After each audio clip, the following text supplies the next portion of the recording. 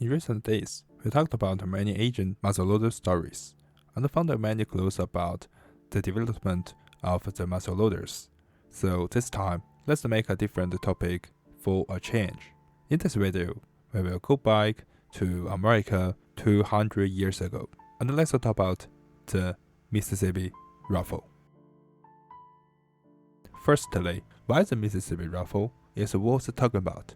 If you focus on the history of wars in the United States, you will find that the Mississippi Rifle definitely was a very important character from the battlefields of the Mexican-American War to the rugged terrains of the Western frontier. This rifle has a storied legacy worth exploring, but today's video is also a first look because nowadays there are too many stories and collections that we can find out on the internet or museums. If we want to totally learn about all of the details, that will be a very hard mission. So this time, we will also talk about it simply.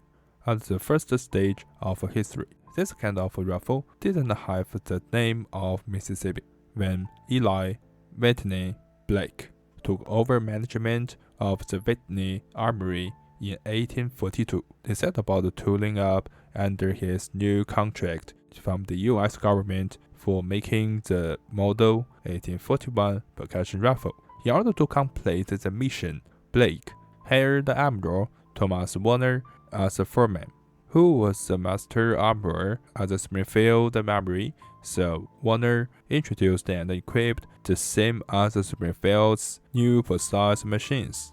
Then the birth of the M1841 rifle also meant that the United States got the first standard military rifle to use a percussion lock system. The originally produced Mississippi rifles were .54 caliber, but with the mini-bow type got popular and became the standard bullet in the 1850s. In 1855, the newly produced Mississippi rifles was changed to .58 caliber, so that it could use the .58 caliber mini-bow. Besides the new version rifles, many older Mississippi rifles were modified into .58 caliber as well in order to match the new bullet.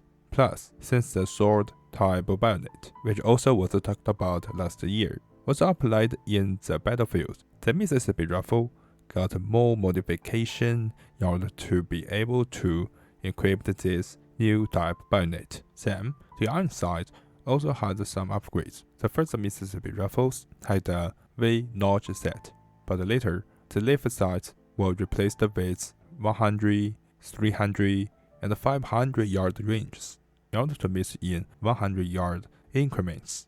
A later sight with ranges from 100 to 1,100 yards was equipped on some later versions of the Mississippi rifles. Speaking of which, why did this M1841 rifle have the name Mississippi? Briefly, it should be from the groups of Mississippi rifles, which responded to Albert Gallatin Brown's call for volunteers to supplement the forces of the regular army during the Mexican-American War. And this man was the governor of Mississippi from 1844 to 1848. So most of his terms was covered in the time of Mexican-American War. Then, in history, there were three groups of Mississippi rifles. The first Mississippi rifles that were led by future U.S. Senator and CSA President Jefferson Davis, and had a glorious victory at the Battle of Buena Vista. The second Mississippi rifles that very unfortunately got a very poor and very horrible experience in the war. And the third group was Anderson's rifles, also known as the Mississippi Battalion, could fairly be called the third string of the Mississippi rifles in the Mexican-American War. In the first Mississippi rifles, Colonel Davis just sought to arm his regiment with the Model 1841 rifles. But during the time, smoothbore muskets was still the primary infantry weapon, and the units that equipped the rifles should be considered special and designated. So this Davis group might have some special elements. In the Battle of Buena Vista, Davis and his first Mississippi Rifles also won some historical fights with their weapon. Maybe from this time, model 1841 rifles finally had this name, Mississippi Rifle. Plus, because this rifle also looked like the German Jäger rifles in the shape, sometimes it also was called the Jäger rifle. Though the M1841 Mississippi Rifle had so many exploits, it was a rifle built in the 1840s to 1850s after all. At the time in the Civil War, it was already an old-fashioned weapon, but in use, it still was strong enough to prove itself still effective.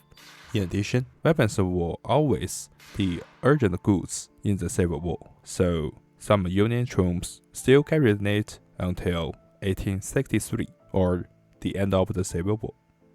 So, this is the story of Mississippi Rifle, and thank you for watching.